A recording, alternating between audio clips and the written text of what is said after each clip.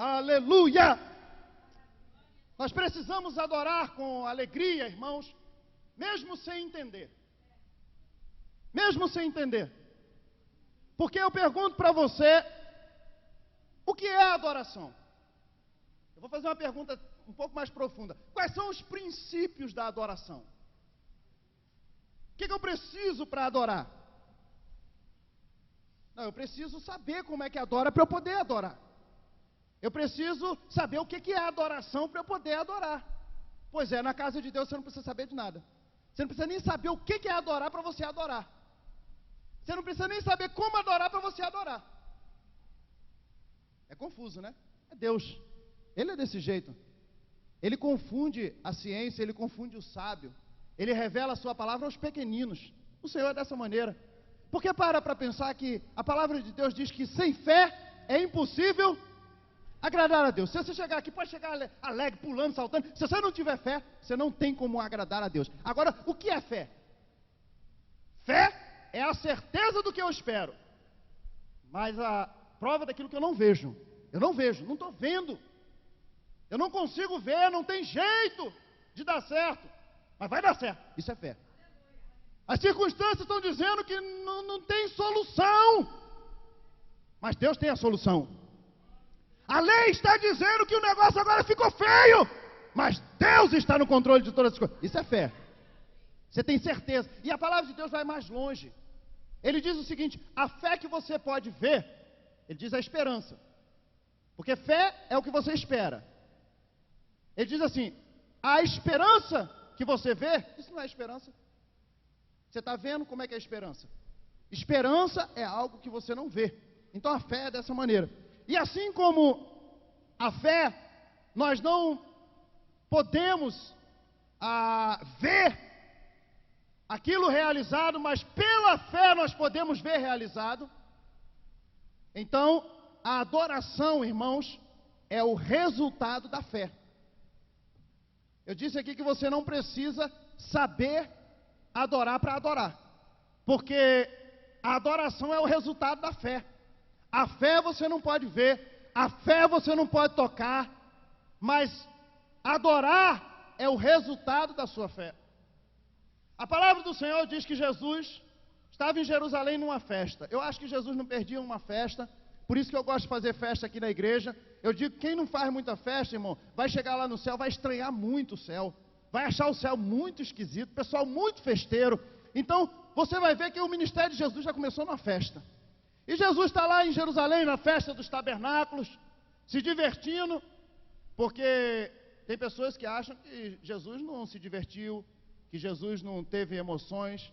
Pois é, eu acredito que Jesus sorriu, eu acredito que Jesus chorou, eu acredito que Jesus foi amigo, eu acredito que Jesus teve amigos, Jesus foi abandonado, Jesus sentiu o abandono. Eu acredito nisso, porque ele veio a este mundo como homem e como Deus.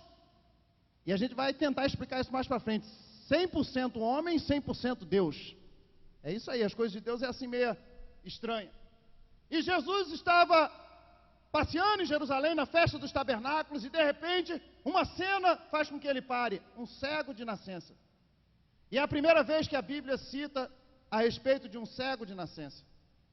E Jesus, vendo aquela situação daquele homem, parou e os seus discípulos já perguntaram: mestre, nós estamos estudando teologia no segundo ano, estamos indo para o terceiro ano de teologia, e pela teologia alguém deve ter pecado para esse homem ter nascido assim. Foi os pais ou foi ele mesmo que pecou e ele está pagando o preço?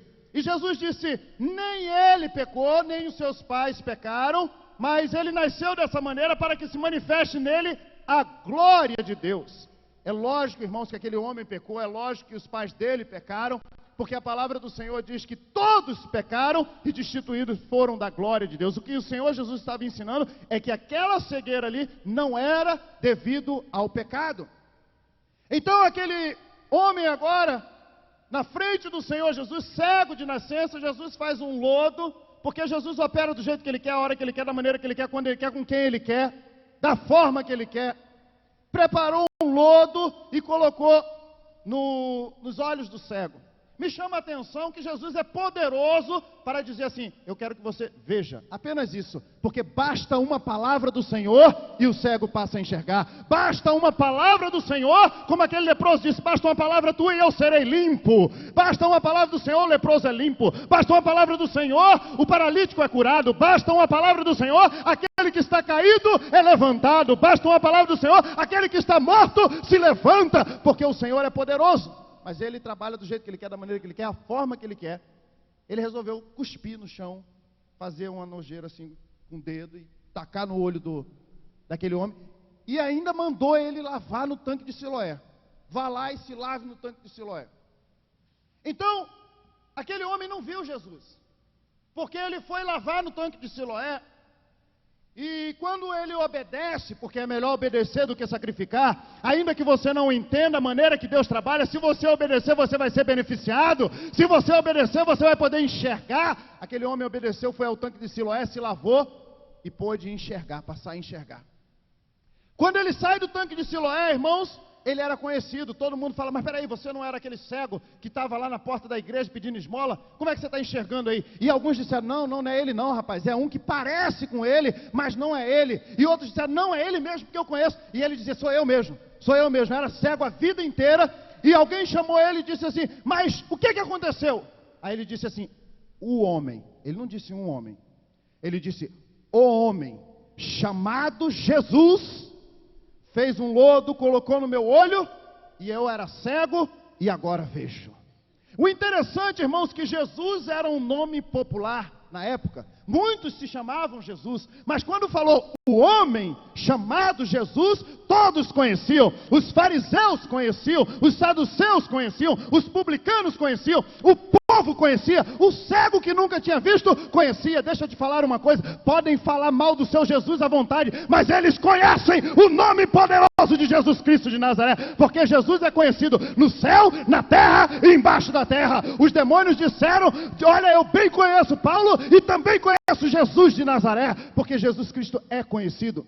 E eles já sabiam que não era qualquer Jesus, era o homem, o Filho do homem, Jesus Cristo de Nazaré.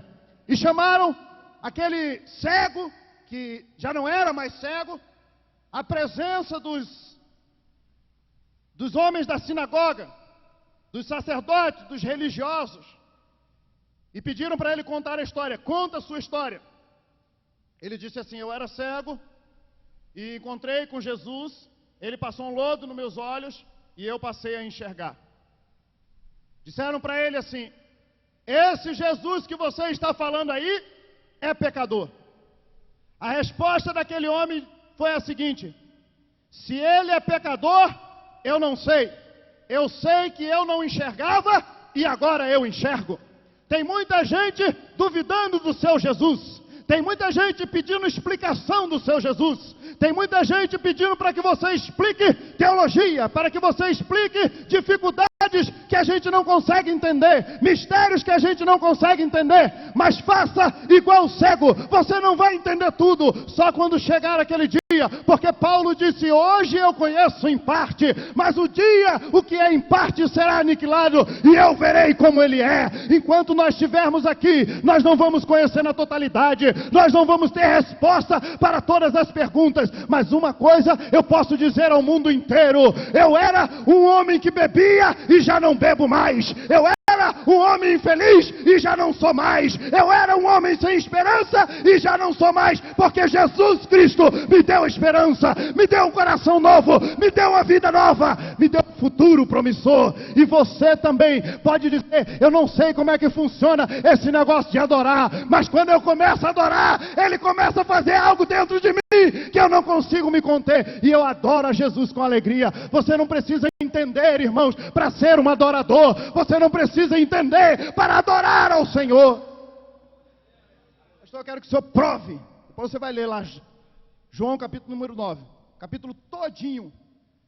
Essa história do cego, irmãos, é o segundo milagre mais detalhado que existe na Bíblia, porque o primeiro é o de Lázaro e o segundo é esse. João capítulo 9.